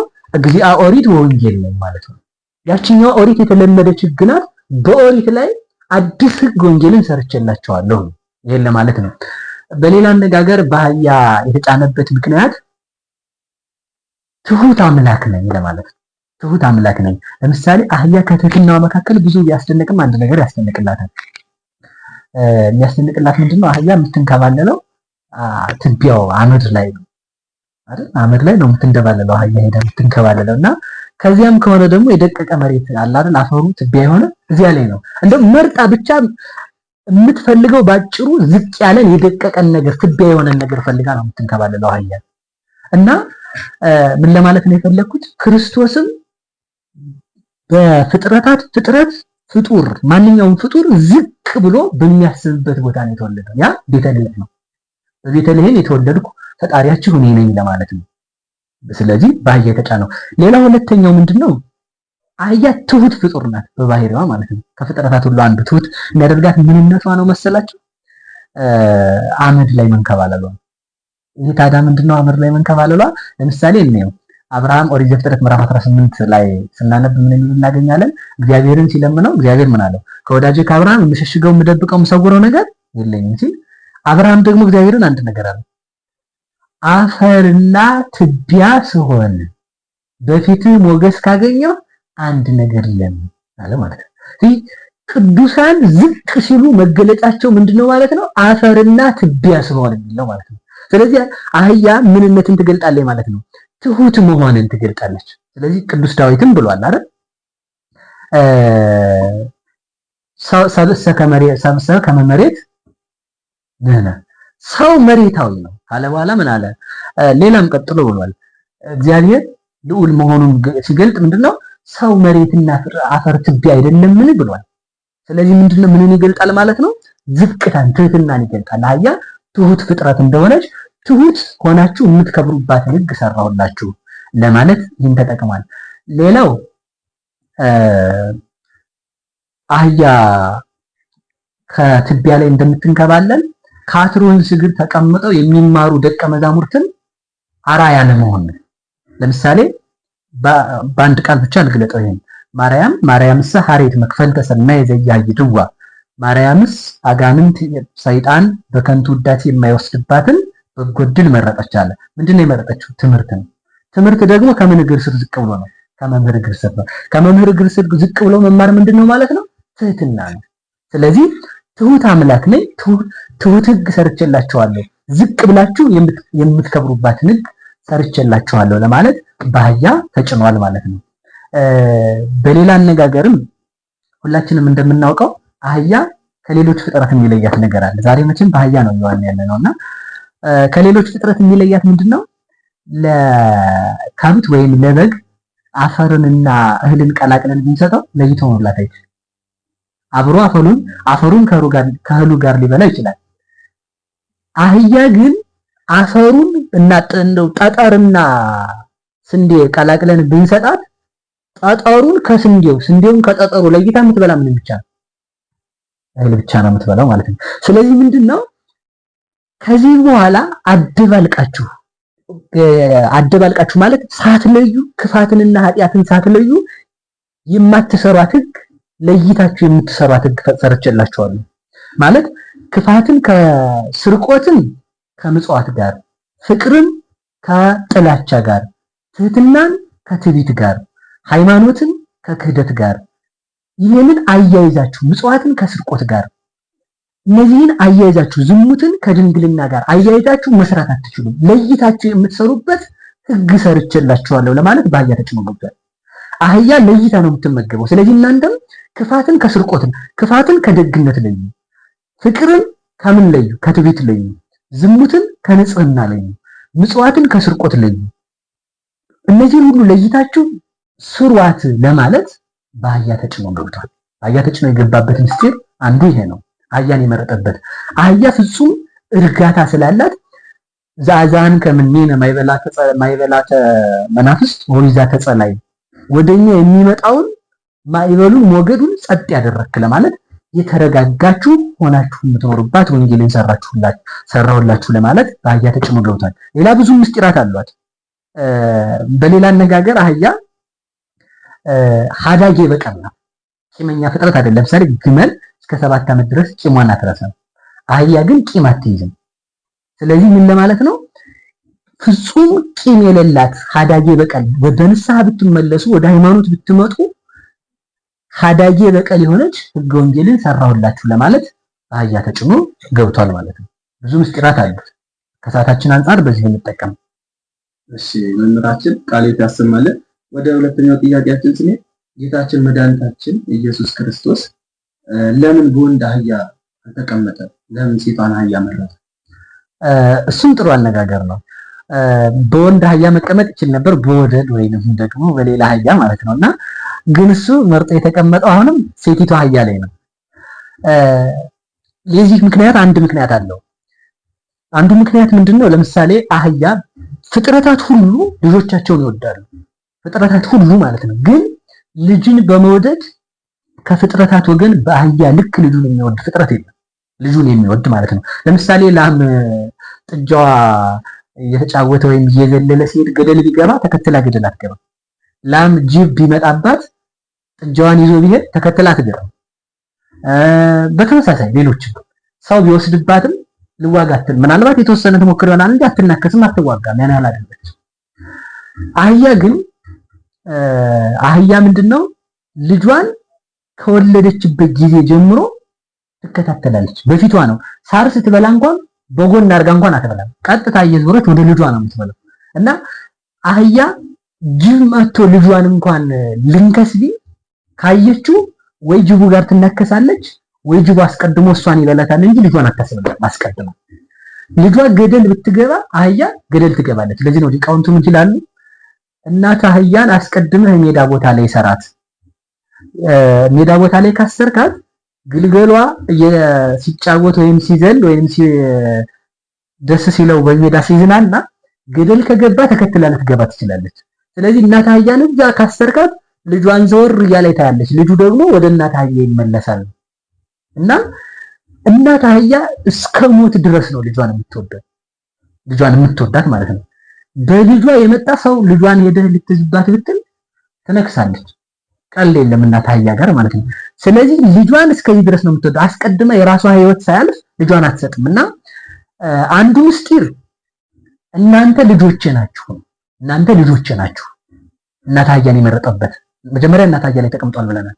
እናንተ ለኔ ልጆቼ ናችሁ። አህያ እንኳን ለልጇ ራሷን አሳልፋ መስዋዕት አድርጋ መስጠት የምትችል ከሆነ አህያ ፍርሃት ባለባት፣ ድካም ባለባት፣ ደመነፍስ የሆነች ነገን ማሰብ በማችል ይሙት ይዳን ለማታውቀው ልጇ ራሷን አሳልፋ መስጠት ከቻለች እናንተን ላልፈጠረችው ልጅ አህያ ራሷን አሳልፋ መስጠት ከቻለች በእጄ ለፈጠርኳችሁ በመልኬ ባራዬ ለሰራኋችሁ ለእናንተ እኔ እንዴት ራሴን አሳልፌ አልሰጥላችሁም? ራሴን አሳልፌ ልሰጥላችሁ መጥቻለሁ ለማለት ነው። ሌላው ምንድነው? አህያ ወተት ታጠባት ይሆናል እንጂ ሳር ብታበላትም እንኳን የራሷን ሳር አይደለም ብታበላት። ካጣች ረሃብ ልትሞት ትችላለች። ወተት እንዲፈልቅላት ማድረግ አትችልም። እኔ ግን ለእናንተ ስጋዬን ለቆረስኩላችሁ ደሜን ላፈሰስኩላችሁ ለእናንተ እንዴት ልረሳችሁ እችላለሁ? አህያ ልጇን ከምትወድበት በላይ እናንተን ወዳችኋለሁ። የአህያ የደመን አይደለም። ከፍጥረታት አሁን እንስሳት እነዚህ ሌሎች ፍጥረታት ከሰው በቀር ደመነፍሳዊ ናቸው። በደመነፍስ ያለች ፍጥረት ልጇን እንዲህ አድርጋ ከወደደች እኔ ለባህሪ ጽነት የማይስማማኝ አዋቂ የሆንኩ ለእናንተ እንዴት በጎን አላስብላችሁም ለማለት ነው። ስለዚህ አህያ ለልጇ ይህን ያህል የምትጠነቀቅ ከሆነ እኔ ደግሞ ለእናንተ ከዚህ በላይ አስብላችኋለሁ። ከእናንተ አለ መኑ ዘይክ ወስኮ አሃደ እመተ በዲበቆሙ ከእናንተ መካከል ተጨንቆ በቁመቱ ላይ ክንድ ከክንዝር መጨመር የሚቻለው የለም። ሰው አርገህ ፍጠረን ሳንለው ሰው አርገህ ፍጠረኝ ሳትሉኝ ሰው አርጌ ከፈጠርኳችሁ ጠብቀን ሳትሉኝም እጠብቃችኋለሁ፣ አብላን ሳትሉኝም አበላችኋለሁ፣ አኑረን ሳትሉኝም አኖራችኋለሁ ብሎ ተናግሯል። ስለዚህ ምንድነው ፍቅሩን ለመግለጽ ነው። ሁለተኛው ምንድነው አህያ ልጇን ትወዳለች፣ ልጅም አህያዋን ትወዳለችና እናቷን ትወዳለችና በጣም የሚገርመው ነገር ግን በሚፋቀሩ ሰዎች መካከል ይገኛለሁ ለማለት ነው። አህያ የተጫነው ፈረስን ያልመረጠው ሌሎችን ያልመረጠው ማለት ነው። ሴት የሆነችበትን ምክንያት እሱ ነው። ወንድ አህያ ምናልባት ልጁ ሊሆን ይችላል፣ ግን አይመለከተውም አይደል? አይመለከተውም። ፍቅር ያለው በማንና በማን መካከል ነው? በሴት አህያና በእናትና በልጅ መካከል ነው። ስለዚህ ምን ማለቱ ነው? ባጭር ቃል ብትፋቀሩ በመካከላችሁ እገኛለሁ። ሀባለው ክሌቱ ሰለስቱ ጉባን በስሜ ህየ አነ ሄሉ ማይከሊሆሙ በስሜ ሁለትም ሶስትም ሆናችሁ ብትሰበሰቡ በመካከላችሁ እገኛለሁ ለማለት ይሄን አስቀምጧል። በሌላ አነጋገር ምንድነው? ባጭሩ ፍቅር ይኖራችሁ። እግዚአብሔር እንዲገኝልን ከፈለግን ፍቅር ሊኖረን ይገባል። ስለዚህ ያችን የመረጠበት ምክንያት እኔ እናንተን ከዚህ በላይ ወዳችኋለሁ። ከዚህ በላይ እወዳቸዋለሁ። የማረሳ የማልዘነጋ የማልደክም ፍቅር የማያልቅ አምላክ ነኝ። ለእናንተ የምሰጣችሁ ስጋዬን ቆርሼ ደሜን አፍስሼ ነው። ስለዚህ በዚህ ልክ እወዳቸዋለሁ ለማለት በአህያ ተጭኗል ማለት ነው። በሴት አህያ የተቀመጠበት ምክንያት እርሱ ነው። ቃሉ የታሰማልን መምጣችን ወደ ቀጣዩ ጥያቄ ሲሄድ ጌታችን መድኃኒታችን ወደ ኢየሩሳሌም በሄደ ጊዜ እስራኤላውያን ልብሳቸውን አህያዋ ላይ አንጥፈውለታል፣ ጎዝጉዘውለታል። ለምንድን ነው ያንን ያደረጉት? አዎ አህያዋ ላይ አድርገውለታል። ልብሳቸውን እንደለደሉለት እንደ ኮርቻ አድርገው አስቀምጠውለታል። እንደ ሶፋ ወንበር መቀመጫ እንደላይኛው አድርገው ማለት ነው። ከዛ ደግሞ ለአህያዋም አንጥፈውላታል። ሁለት ነገር ነው ያለው። የመጀመሪያው አህያዋ ላይ ያነጠፉለት እንዳይቆረቁረው ነው። ምስጢሩ ግን ለህሊና የምትስማማ ህግ ሰርተህልናል ማለታቸው ነው። ለህሊና የምትስማማ ለምሳሌ ለህሊና የምትስማማ ስንል ህግ ለምሳሌ ከባድ ህግ አለ፣ ቀላል ህግ አለ። የክርስቶስ ህግ ቀላል ህግ ነው። የክርስቶስ ህግ ቀላል ህግ ነው። ቀላል ህግ ነው ስንል ምን ማለታችን ነው ከተባለ ለምሳሌ የሰይጣን ህግ የሚባል አለ፣ ህገ መንግስትም አለ እንደ ቸርነቱ። የሰይጣን ህግ የሚባለው ምንድነው ከተባለ ለምሳሌ ሰይጣን ሰውን ሲያስመልክ ኃጢአት ሲያሰራ ራሱን ሲያስመልክ እንጨት ሲያስመልክ ወንዙን ሁሉንም ነገር ሲያስመልክ ይህ በበቃው ነበር፣ ዕጣን አጢሱልኝ ስብ አፍስሱልኝ ይላል።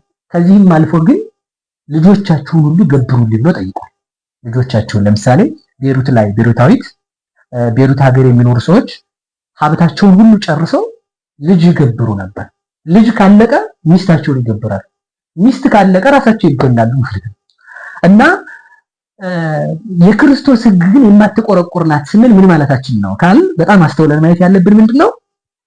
እኔ አልመኑ ይመስለከ ምና ማልክት ግዚኦ ከነገስታት ማን ነው ከአማልክት መካከል ማን ይመስልሃል ይልና አማልክት የተባሉ ጣዖታት ናቸው። ራሳቸው አማልክት ሆነው ሳይሆን ሰው አምላክ ብሎ ስለሚያመልካቸው ነው ካሉ በኋላ ሊቃውንት ምን ይላሉ? አማልክት ዘበጸጋ ከሚሆኑ ከነቢያት ከሐዋርያት መካከል ማን ይመስልሃል? ከነቢይ ያስተማረ አለ፣ ስጋውን የሰጠ ግን የለም። ከነቢይ ያለበሰ አለ፣ ልጅነትን ያለበሰ ግን የለም። ከነቢይ ውሃ አፍልቆ ያጠጣ አለ እንደ ሙሴ፣ ደሙን ያጠጣ ግን የለም። አንተን ከነቢይ ማን ይመስልሃል? እንደው ከሰይጣን ይቅርና ከነቢይ ማን ይመስልሃል? አንተ ግን አለ ስጋህን ቆርሰ ብሉ የምትል ደምህን አፍሰ ጠጡት የምትል ማየገቡን ለልጅነት የምትሰጥ ብርሃንን የምታለብስ ስጋህን ደምህን ለምግብነት የሰጠህ ካንተ በቀር ማን አለ? በፍጹም። እዚች ላይ አንድ ነገር ማየት ፈልጋለሁ። ለምሳሌ ሰይጣን ክርስቶስን አምቶት ነበር። ምን ብሎ ለአዳምና ለሔዋን ከገነት ከእጅ ጸበለት አትብሉ ያላ እችን ጸበለት ብትበሉ አምላክ ትሆናላችሁ ብሎ አታሏቸው ነበር። እና ሰይጣንን ለመዝለፍ ክርስቶስ ምንድነው ያደረገው? እንኳንስ የፈጠርኩትን ፍጥረት የምነፍጋቸው ስጋዬንም እንኳን የማልነፍጋቸው ለጋስ አምላክ ነኝ ለማለት ምኑን ሰጥቷል ማለት ነው? ስጋውን ሰጥቷል። ስለዚህ ስጋውን የሰጠ ቸር አምላክ ከሱ በቀር የለም። ስለዚህ የማትቆረቁር ስጋህና ደምህን የምትሰጥ ሕገ ወንጌልን ሰራህልን ለማለት ነው። ሁለተኛው ልብስ አካልን ይሸፍናል። እንግዲህ ሁላችንም እንደምናውቀው መቼም ሰው ክብሩ ልብሱ ነው። ለምሳሌ ከኔም መጀመር እንችላለን። እኔ ከብሬ መታየቴ ዝጋ በሻሽ ዝጋ በካባ ዝጋ በነጠላ ሲቀጥል እንደዚያ ነው ማለት ነው። ሰው ከብሮ መታየቱ በልብስ ነው። ልብስ ምን ይሸፍናል ማለት ነው? የሚያሳፍረንን ነገር የምንሸፍንበት ልብስ። ልብስ ከብርድ ያድናል። ከዲያብሎስ ብርድ የማድናችሁ እኔ ነኝ። ልብስ ከፀሐይ ሐሩር ያድናል። ከዲያብሎስ መከራ የምሰውራችሁ እኔ ነኝ። ከገሃነም መከራ የማድናችሁ እኔ ነኝ። ልብስ አካልን ይሰውራል። ክፉ ነገራችሁን የአዳምን ኃጢአት በጥምቀት አስጥሜ የምሰውራችሁ እኔ ነኝ። ዘይሴውር ሩያኒ በደመና ይላል ሊቁን በቅዳሴው ማለት ነው። ምርጦቹን በደመና የሚሰውር በክብር የምሰውራችሁ እኔ ነኝ። የመጀመሪያው ምንድነው? መርገመ አዳምን አጥፍቼ እናንተን በልጅነት ሰውሬ ልጅ የማደርጋችሁ እኔ ነኝ። በደላችሁን በጥምቀት የማሰጥምላችሁ በጥምቀተ ክርስትና ይከውን ሰው አጋዚ ፍጹመ እንግብርናተ ሰይጣን ወምቅኔተ ዲያብሎስ ወይ ከውን አምሳለ ትስብእቱ ለክርስቶስ ይላል ሊቁ ቅዱስ ሳዊሮስ ዘስሙነ። ሰው በክርስትና ጥምቀት ፍጹም ከዲያብሎስ ባርነት ነፃ ይሆናል። ስለዚህ ምንድነው? ጎደሏችሁን ልሸፍንላችሁ መጥቻለሁ። ያ ጎደሏችን ምንድነው? የበደለ ሰው ነው አይደል? ካሳ ማቅረብ ያለበት ሰው ነው። ገነትን መክፈት ያለበት ሰው ነው። መሞት ያለበት ሰው ነው። እና እንደዚህ ከሆነ ሰው ይሙት ይካስ እንዳለ ምን ይካስ? ምን ይካስ? ራሱ ደሃ ነው።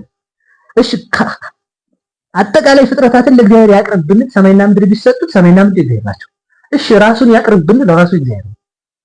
ደግሞ ሰው ያስፈልገዋል። ምን ይሆን? የሚሞት ሰው ያስፈልገዋል። ሞቶ ደግሞ ሞት እንድል የሚነሳ ሰው ያስፈልገዋል። ስለዚህ የበደለ ስጋ ነው ካሳ ማቅረብ ያለበትም ስጋ ነው። ስለዚህ ምንድነው ስጋችሁን ተዋህጀ ስጋችሁን መልሼ በዚያ በስጋ መከራ ተቀብዬ ያንን ስጋ አዳኝ እንደማደርገው እኔ ብሎ ይሄን አድርጎልናል። ነገሩን ስንመልሰው ምን ነበር ጥያቄው? ለምን ተጻፈ? አዎ ስለዚህ ምንድነው ከባቴ አበሳ ነኝ ለማለት ነው። አንዱ ማለት ነው ከባቴ አበሳ ነኝ ማለት ለምሳሌ የመጀመሪያውን ጥንተ አብሶ በጥምቀት ዕለት ዕለት የምትሰሩትን ኃጢአት በንስሐ የምሰውርላችሁ ነኝ ለማለት ልብሳቸውን አነጠፉለት። ሌላው አነጋገር ደግሞ ምንድነው በጣም የሚደንቀው ለአህያዋ እኔ መታደል ነው። ዛሬ ለጌታ ላለበት አህያ ይነጠፍለት። እግዚአብሔር እንዲያከብርህ ከፈለገ አሁን ሰው እንዲያከብርህ ከፈለገ ማን ይኖርብህ? እግዚአብሔር። አህያ አለቻሉ ነው አለቻሉ። ድሮ ሰዎች ልብስ አንጥፈውልኝ ነበር፣ ዛሬ ግን በዱላ እየወገሩ ነው አለቻሉ ማለት እና እግዚአብሔር ሲኖር ሰው ልብስ ያነጥፍልሃል። ስለዚህ እንኳን ላንተ ለተቀመጥክባትን አህያ ምን ይገባታል? መሬት እንዳትረግጥ ክብር ይገባታል አሉ ማለት ነው። ስለዚህ እግዚአብሔር ሲኖርብን እግዚአብሔር ሲያድርብን እግዚአብሔር ምስሌነ ማን ይከለል? እግዚአብሔር ከኛ ጋር ከሆነ የሚችለን ማን ነው? ሁሉ ቅዱስ ጳውሎስ እግዚአብሔር ካደረብህ ሁሉ ዘመድ ነው፣ እግዚአብሔር ከጠላ ሁሉ ጠላት ነው። ለምሳሌ እግዚአብሔር ወዳጁ የሆነ ሰው ዘንዶ አይውጠው። ዘንዶ የማን ስለሆነ? የእግዚአብሔር። የእግዚአብሔርና የእግዚአብሔር አይጣላም። እግዚአብሔር ወዳጁ የሆነ ባህር አያሰጥመው። ባህር ማን ነው? የእግዚአብሔር ነው። እግዚአብሔር ወዳጁ የሆነ ሰው ፀሐይ ብትጠልቅ ጨለማው አይጋርደውም። ለምን? ብርሃን እግዚአብሔር የእሱ ጌታ ስለሆነ። ስለዚህ ምንድነው እግዚአብሔር ካንተ ጋር ከሆነ እግዚአብሔር ካንተ ጋር ሆነ ፍጥረታት ያከብሩሃል ማለት ነው። ስለዚህ አህያ የድሮ ክብር የቀረብኝ አለች። እግዚአብሔር ካለብን እንከበራለን ለማለት። ስለዚህ እንኳን ላንተ ለተቀመጥክባት ለአህያዋ ክብር ይገባታል ብለው ምንጣፍ አንጥፈውላታል ማለት ነው። ለምሳሌ መናፍቃን እንጂ ሲሰሙ እንግዲህ ለአህያዋም ከተቀመጠባት ስገዱላት ሊሉ ይችላል። ይሄዱና ለነካው ለይሁዳ እንዲሆን መስገድ ይችላሉ ማለት ነው። እኛ ስለነካት እንዳለባት ነው ያልነው። እንደተቀመጠባት አንጥፈውላታል እንጂ ዛሬ አነጠፉላት በፍጹም አላልንም ማለት ነው። ስለዚህ ከባቴ አበሳነህ ለማለት የማትቆረቆር ሕግ ሰራህልን ለማለት ምንጣፍ አንጥፈውላታል። እሺ ቃልን ያሰማልን መምህራችን። ወደ ቀጣዩ ጥያቄ ስገባው ነው እስራኤላውያን ዘንባባን ጎዝጉዘውለታል። ለምን ቄጤማን ጎዝጉዘውለት ነበር? ጥሩ አህያ ጋር ያለውን ጨረስን መሰለኛል። አህያ ጋር ጨረስና እሺ ያለውን ነገር ሌላ መጨመር ካለብኝ ይጨምራለሁ መጨረሻ ላይና አዎ ቄጠማ መጎዝጎዝ ይችላሉ። ጨፌ፣ ሌሎች የተለያዩ ሳሮች አሉ ደስ የሚያሰኙና ከነሱ ይልቅ የተጠቀሙት ዘንባባን ነው። ምክንያቱም ምንድነው ምስጢሩ ምንድነው የሚለው ብቻ ነው አሁን እያየን የምንሄደው። ዘንባባን የተጠቀሙበት ምስጢር መጀመሪያ አብርሃም ይስሐቅን በወለደ ጊዜ ዘንባባ ይዞ ነበር። ይስሐቅ ያዕቆብን በወለደ ጊዜ ዘንባባ ይዞ ነበር። የይስሐቅ ለአብርሃም ቃል ኪዳን የገባው የይስሐቅ ልደት ተፈጸመ ለማለት ነው። ይስሐቅ ያዕቆብን ሲወልድ ዘንባባ ይዞ መታየቱ ደግሞ ምንድነው ከተባለ ምንድነው ያዕቆብ የክርስቶስ ምሳሌ ነው። ያዕቆብ የክርስቶስ ምሳሌ ነው። ያዕቆብ ተሰዶ ያዕቆብ ዝንጉርጉር በጎችን እንዲወለዱ ያደረገ ነው። ክርስቶስ ደግሞ በጥምቀት ዝጉርጉር የሆኑ ሰው ሲሆኑ አማልክት ዘበጸጋ የሚባል ስልጣን ያላቸው ልጆች እንዳሉት ለማጠየቅ ነው። ሌላው እስራኤል ከግብጽ ሲወጡ ዘንባባ ይዘዋል። ጠላት ጠፋልን፣ ባህር ተከፈለልን፣ ምድረ ርስትን እንወርሳለን ሲሉ እስራኤል ለጊዜው ዘንባባ የያዙት ጊዜያዊ ባህር ተከፈለላቸው ነው። ለክርስቶስ ደግሞ ዘንባባ ይዘው የታዩት እነሱ ምንድነው ዘለዓለማዊ ባህር የኃጢአትን ባህር ትከፍላለህ ሲሉ ነው። ሌላው ገሃነምን ትከፍልልናለህ ሲሉ ነው። ሌላው ምድረ ርስትን ታወርሰናለህ ሲሉ ነው። በዚህ ምክንያት ዘንባባ ይዘዋል። ዮዲት ሆሎሆርኒስን ካጠፋች በኋላ ዘንባባ ይዛ ታይታለች። አንተም ዘለዓለማዊ በሆሎሆርኒስ የተመሰለ ዘለዓለማዊ ጠላታችንን ዲያብሎስን ድል ታደርጋለህ ሲሉ ዘንባባ ይዘው ታይተው ዘንባባ አንጥፈውለታል። ሌላው ምንድነው ዘንባባ ቁመቱ ረጅም እንደሆነ አንተም እኛን ወደ ልዕልና ነፍስ ከፍ ልታደርገን መጥተሃል ማለት ዘንባባ ይዘውለታል። ሌላው ዘንባባ በእሾህ የተከበበ ነው። ዘንባባ በእሾህ የተከበበ ነው፣ ያስፈራል፣ አይጨበጥም ማለት ነው። አንተም ፍጹም ባህሪ በሰው ሕሊና አይመረመርም። ምን ይላሉ ሊቃውንቱ? በመላእክት ለምሳሌ በክሌክ ነሽሆሙ ይከድኑ ገጾሙ ወበክሌክ ነሽሆሙ ይከድኑ ገሪሆሙ ወበክሌክ ነሽሆሙ ይሰሩ አንጻረ ወይብሉ ቅዱስ ቅዱስ ቅዱስ እግዚአብሔር ጸባኦት ያለውን ሲተረጉሙት በሁለት ክንፋቸው ፊታቸውን ይሸፍናሉ፣ በሁለት ክንፋቸው እግራቸውን ይሸፍናሉ፣ በሁለት ክንፋቸው ረበው ይቆማሉ ያለውን ሲተረጉሙት በሁለት ክንፋቸው ፊታቸውን መሸፈናቸው ቢወጡ አትመረመርም ሲሉ ነው። በሁለት ክንፋቸው እግራቸውን መሸፈናቸው ቢወርዱ አትመረመርም ሲሉ ነው። በሁለት ክንፋቸው ረበው መቆማቸው ወዲያ ወዲህ ቢሉም ፈጽሞ ባህሪ አይመረመርም ሲሉ ነው ይሉና አንድም ብለው ሲተረጉሙት ምን ይላሉ? በሁለት ክንፋቸው ፊታቸውን መሸፈናቸው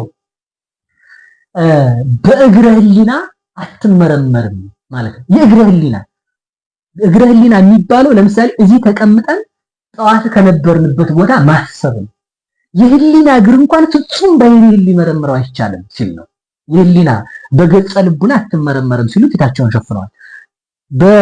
እግራቸውን መሸፈናቸው እግረ ሕሊናንም አታስተላልፍም። ለምሳሌ በር ዘግተን ውጣ ብንል አትወጣም አይደል? ልክ እንደዚሁ ያንተ ባህሪ ፍጹም ራስህን ካልገለጥክ ፍጥረት ሊመረምር አይችልም። ለዚህ ነው ሊቃውንቱ የእውቀት መጨረሻው ምንድነው ቢባል ምንድነው መልሱ? አንተ ራስህን ታውቃለህ ነው አሉ። ለሊከ ብከ አንጦላይከ፣ አንተ ራስህን በራስህ ጋረድክ። ወለሊከ ብከ ተከደንከ፣ አንተ ራስህን በራስህ ሰወርክ። ወለሊከ ብከ ተከደንከ፣ አልቦ ዘይጠይቀከ፣ የሚያውቅህ የለም። ወለሊከ ብከ አንጦላይከ ወለሊከ ብከ ተከደንከ፣ ስጉር ብከ እበይከ፣ አልቦ ዘይጠይቀከ፣ ወለሊከ ተአምር ርእሰከ ነው የሚሉት። አንተ ራስህን በራስህ ትሸፍናለህ። የዚህ ዓለም ነገስታት እንገለጥ ሲሉ ዳስ ጥለው ድንኳን ተክለው ይገለጣሉ። አንተ ግን ልገለጥ ስትል በብርሃናዊ ባህሪ ትገለጣለህ። መብራት አያስፈልግህም። ልገለጥ ስትል ከፍ ያለ ወንበር ሰገነት አያስፈልግህም። ደግሞ ልሰወር ስትል ነገስታት ሰው ልሰወር ሲል ቤት ሰርቶ ድንኳን ጥሎ ነው የሚሰወር። አንተ ደግሞ ልሰወር ስትል የምትሰወርበት ነገር አያስፈልግህም። ራስን በራስህ ትሰውራለህ አሉና ምን አሉ? ትንሽ መረመሩና ከዛ ምን አሉ? እንግዲህ በቃኛልና ምን አለ? አንተ ራስህን የምታውቀው ራስህ ነህ። እግዚአብሔርን የሚያውቀው እግዚአብሔር ነው። ለዚህ ነው ጌታ በወንጌል ሲያስተምር አልቦ ዘየአምሮ ለአብ ዘእንበለ ወልድ ባሕቲቱ አለና ወለዘፈቀደ ወልድ ይካስት ሎቱ። አብን የሚያውቀው ማን ነው አለ? ወልድ ነው። ወልድን የሚያውቀው ማን ነው? አብ ነው። አብ ከገለጠለት በቀር ወልድን ማን ያውቀው? ከአብ በቀር ማን ያውቀው? ፍጥረት ያውቀው። ስለዚህ ተመልከቱ፣ ከአብ በቀር ወልድን የሚያውቀው ከሌለ፣ ከወልድን በቀር አብን የሚያውቀው ከሌለ እግዚአብሔር የሚታወቀው በእግዚአብሔር ነው። እግዚአብሔር የሚታወቀው በእግዚአብሔር ነው። እግዚአብሔርን የሚያውቀው እግዚአብሔር ብቻ ነው ለማለት ስለዚህ ባህሪ አይመረመርም ለማለት ልዑለ ባህሪ ነህ ለማለት እንደዛ ገለጡት። ሁለት ክንፋቸውን ዘርግተው ታዩ። ግራና ቀኝ ከአጽናፈ ዓለም እስከ አጽናፈ ዓለም ድረስ ብንበር ትመረመር አትችልም ለማለት ነው። ሌላው ሰኔል ይዘው የታዩበት ምክንያት ሰኔል እሳት ብንከተው ለምሳሌ ባህር ዛፍ ብንከትለት ምንድነው ሊሆን የሚችለው? ሲጨርስ እሳቱ አመድ ነው ሊሆን የሚችለው። ሰኔልን ግን ከእሳት ውስጥ ብንከተው እሳቱ ፈጽሞ ውስጥ መብላት አይችልም። ከላይ ይከስላል፣ ይደርቃል፣ አመድ ሊሆን ይችላል። ውስጡ ላይ ያልተበላ ንጹህ እንጨት ይቆያል። ስለዚህ ምንድነው እንደ ሰውነትህም እንኳን ቢሆን ባህሪህን መመርመር አንችልም። ባህሪው ፍጹም አይመረመርም ለማለት ነው። ሌላው ዘንባባ ሰኔል ፍሬው በእሾህ የተከበበ ነው። አንተ ምዕመናንን በሐጹረ መስቀል ተጠብቃቸዋለህ ማለት ነው። ሌላው ዘንባባ ብዙ ፍሬ ያለው የተነባበረ ፍሬ ያለው ከመስቀል የተሰጠን ጸጋ ብዙ ነው ለማለት ነው። ከመስቀል የተሰጠን ጸጋ ብዙ ነው። ለምሳሌ ሕይወተ ሥጋ ተሰጠን፣ ሕይወተ ነፍስ ተሰጠን፣ ድነተ ሥጋ ተሰጠን፣ ድነተ ነፍስ ተሰጠን። ቁራኝነት ቀረ፣ ሞተ ሥጋ ቀረ፣ ሞተ ነፍስ ቀረ። ኃይል ከመመላእክት ተከተለን። ከዚያ በኋላ ደግሞ ምንድነው? በመስቀል ማን ተሰጠን? ሥጋውና ደሙ። በመስቀል ማን ተሰጠን? ልጅን ጥምቀት። በመስቀል ማን ተሰጠን? ልጅነት። በመስቀል ማን ተሰጠን? የብርሃን ልብስ። በመስቀል ማን ተሰጠን? እናቱ። ስለዚህ ከመስቀል ላይ ያገኘነው ጸጋ ብዙ ነው። የተነባበረ የተደራረበ ጸጋ ተሰጠን ለማለት ነው። ስለዚህ ዘንባባን ይዘው የታዩት ማለት ነው። ሌላ ቴምር ወይም ተምር ነው ቢሉ አንድ ፍሬ ያለው አንድ ባህሪ ነህ ለማለት። አንድ ባህሪ ከሁለት አካል አንድ አካል ከሁለት ባህሪ አንድ ባህሪ ብለን ስለምናምነው ዋህደ ባህሪ ነህ ለማለት ሰሌን ይዘው ታይተዋል ማለት ነው። እሺ ቃል ያሰማን መምህራችን። እስኪ ወደ ዋናው ርዕሳችን ስንመለስ ያወራንበት ርዕሳችን ሆሳዕና በአርያም። እስኪ ሆሳዕና በአርያም ማለት ምን ማለት ነው? የኔታ ገልጠውታል። መዝሙሩ ማን ነበር? የኔታ ወንዘ ሰሙን እንደነው ተከለ በዓለ ፋሲካ። ይህ የሕማማት ሰሙን ነው፣ የፋሲካ በዓል ነው ብሎ ነው የሚጀምረው። ከዛ በኋላ የኔታ ቅድም እንደገለጡት ቀርቦ አርዳይሁ ለአምላከ ጽድቅ ሀበ ደብረ ዘይት ሙራደ አቀብ። ደብረ ዘይት ላይ ደቀ መዛሙርቱ ቀረቡ ካሉ በኋላ ከዛ በኋላ አህያዋን ፈተው ካመጡ በኋላ ምንድነው የተደረገው? ሆሳዕና በአርያም ብለዋል። ሆሳዕና በአርያም ማለት በአርያም ያለ መድኃኒት ማለት ነው። በአርያም ያለ መድኃኒት ማለት ነው። ወይንም አድነን እኮ የሚል ትርጉም ማለት አድነን እኮ የሚል ማለት ነው። ስለዚህ ምንድነው ዋህደ ባህሪ ካለው ጋር ብንተረጉመው አሁን ይሄ ሆሳዕና በአርያም ያለ መድኃኒት ተብሏል። ለምሳሌ ጥያቄ እንጠይቅ። መድኃኒት እግዚአብሔር ነው አይደል? መድኃኒት እግዚአብሔር ነው። እግዚአብሔር መድኃኒት ከሆነ በአርያም ነው ያለው አለ። በአርያም ነው ያለው ካለ አርያም ደግሞ ሰማይ ነው። አርያም ደግሞ ሰማይ ከሆነ በአርያም እግዚአብሔር አለ። እውነት ነው። እግዚአብሔር መድኃኒት ነው። መድኃኒቱ እግዚአብሔር ከሆነ ያ እግዚአብሔር ሰው ካልሆነ ለምሳሌ ህብስት እግዚአብሔርም ዝም ብሎ እግዚአብሔር ስጋና ደም የለውም። ስጋንና ደምን የነሳው ከድንግል ማርያም ነው። ስለዚህ በአርያም አለ። በአርያም ያለ መድኃኒት ካሉት ምን ማለታቸው ነው? በአርያም ያለ መድኃኒት ካሉ ማለታቸው አምላክ ሰው ሲሆን፣ ሰው አምላክ ሲሆን፣ የቃል ገንዘብ ለስጋ ሲሆን፣ የስጋ ገንዘብ ለቃል ሲሆን ከሰማይ የወረደ ክርስቶስ ማለት ነው። ከሰማይ የወረደ እግዚአብሔር ነው ወይ ስጋ ነው? አምላክ ነው። ከሰማይ የወረደ ስጋ አይደለም አይደል? አምላክ ነው። ስጋ የተገኘው ከቅድስት ድንግል ማርያም ነው። ስጋ ከቅድስት ድንግል ማርያም ከተገኘ ዮሐንስ ወንጌል ላይ ምን ይላል? ከሰማይ ከወረደው በቀር አልቦ ዮሐንስ ወንጌል ምዕራፍ 3 ላይ ማለት ነው። አልቦ ዘአርገ ውስተ ሰማይ ዘእንበለ ዘወረደ ወልደ እጓለ እመሕያው ውእቱ ይነብር ውስተ ሰማይ።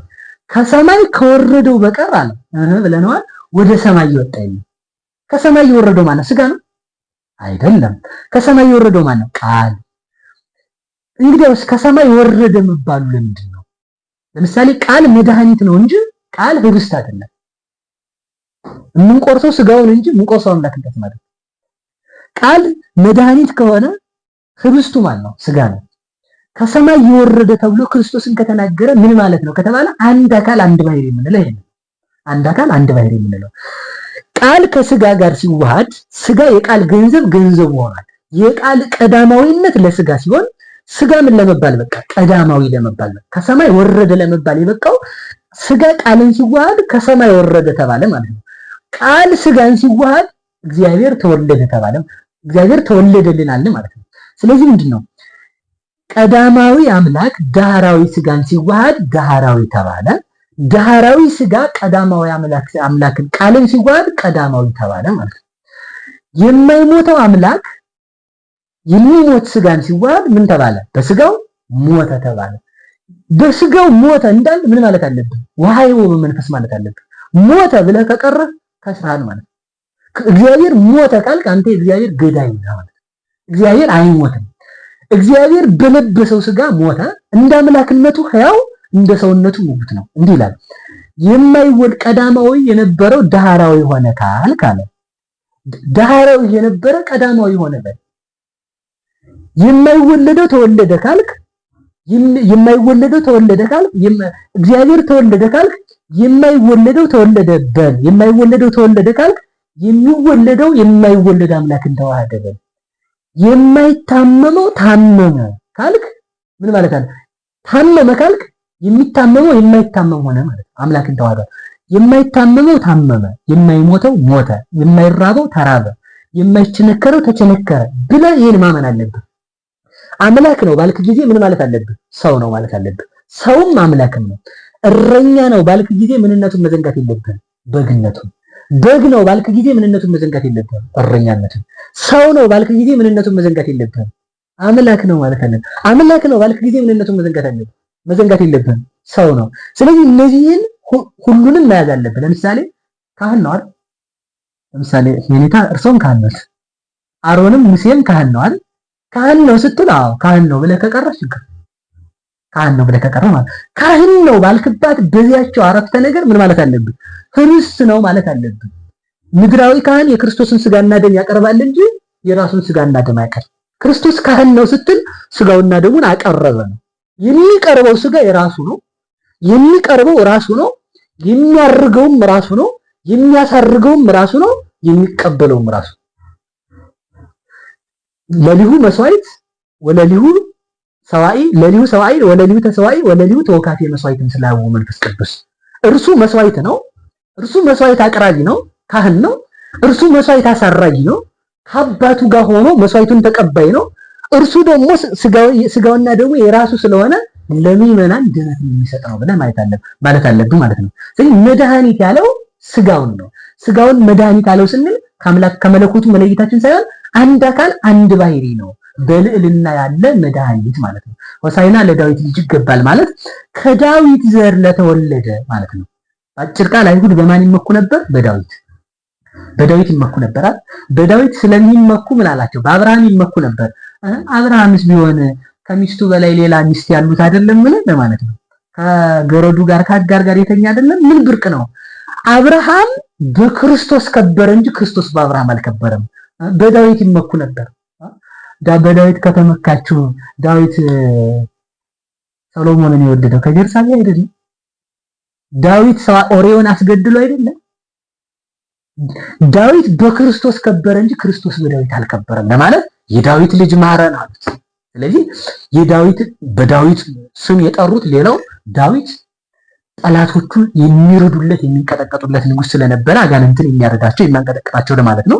ሌላው ዳዊትን ይወዱት ስለነበር የእግዚአ ዳዊት ነው ለማለት በዚህ ጠርተውታል። የዳዊት ልጅ ወይ ማለት ዳዊት ከዳንና እስከ ቤርሳቤህ ገዛ፣ አንተ ግን እኛ የምናውቀው ከአድማስ እስከ ናገ አንተ በምታውቀው ከዚያ በኋላ ዳዊት እስከ ሰሎሞን ገዛ፣ አንተ ቅድመ ዓለም ድህረ ዓለም ማእከለ ዓለም ለዘላለም ትነግሳለህ፣ ለመንግስትህ ፍጻሜ የለውም ለማለት የዳዊት ልጅ አድነን እንጂ ብለውታል። በአጭር ቃል ሆሳዕና ማለት መድኃኒት ማለት ነው።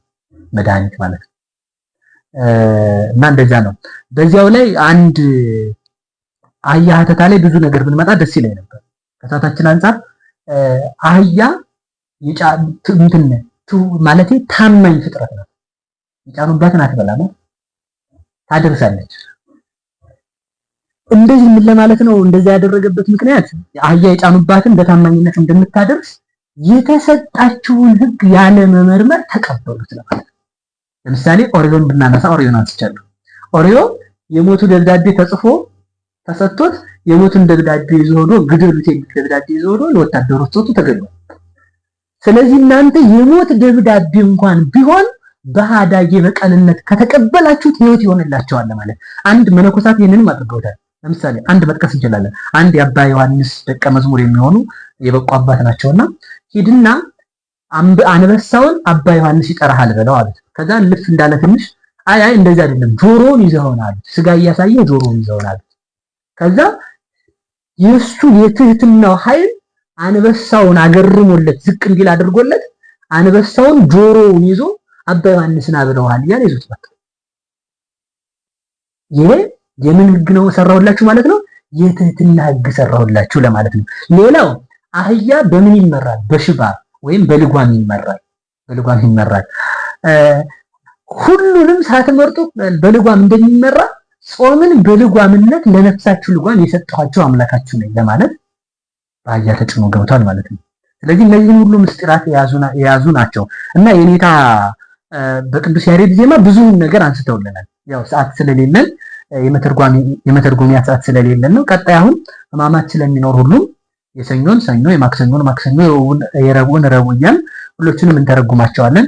በዚያ እንገናኛለን እና እስከዚያ ድረስ ግን የኔታን አንድ ነገር ብጋብዛቸው ደስ ይለኛል። የኔታ እስኪ አንድ ነገር ይበሉልኝ ከቅዱስ ያሬድ አሁንም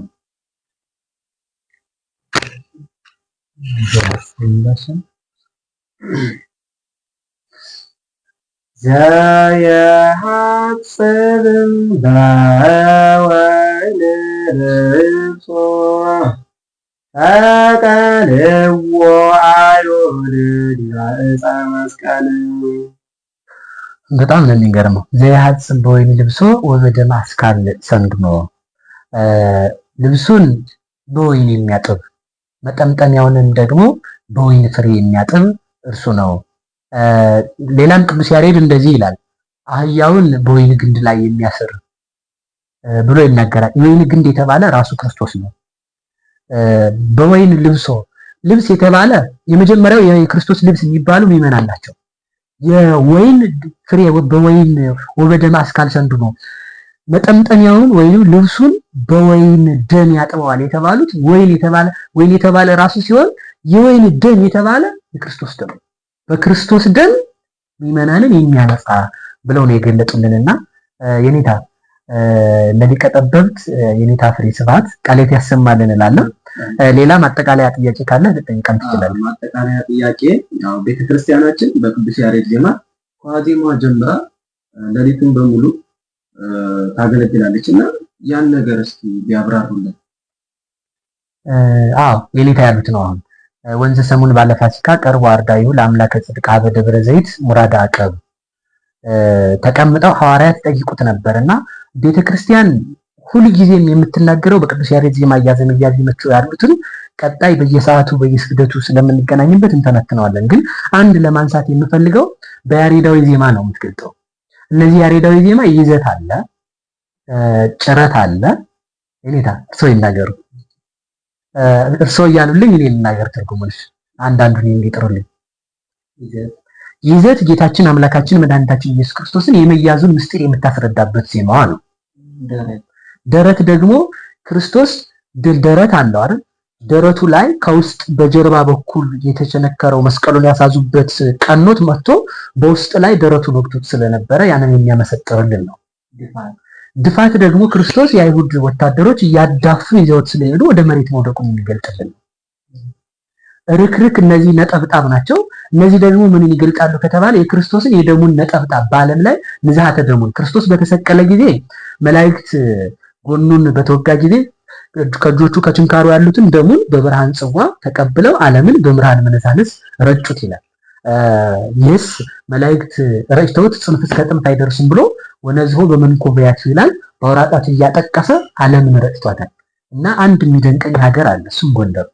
ጎንደር ላይ ምናልባት መላኩ ጽዋው አምልጦት የተደፋ ይመስለኛል። ምክንያቱም አጠቃላይ አድባራቱ ጎረቤታሞች ናቸው። 44 ቤተክርስቲያን፣ አራቱ ጎረቤታሞች ናቸው። እዚህ መካከል ላይ ቤተ መንግስት ብቻ ነው የሚከፍላቸው። እዚህም ቤተክርስቲያን ነው፣ እዚህም ቤተክርስቲያን ነው፣ እዚህም ቤተክርስቲያን ነው እና ዓለምን በረጨው ጊዜ በአውራጣቱ ራሱ በረጨው ጊዜ ደሙ በነጠበበት ላይ ጉባኤ ቤት ይሰራል፣ ቃለ እግዚአብሔር ይነገርበታል፣ ቤተክርስቲያን ይሰራበታል እና እነዚህ ርክርኮቹ የዚያ ምሳሌ ናቸው። ሂደት ደግሞ እንደዚህ እንደ ራይት ምልክት ናት። እሷ ደግሞ የክርስቶስ ሰውነቱ ላይ የተገረፈው የጅራፉ ምሳሌ ናቸው።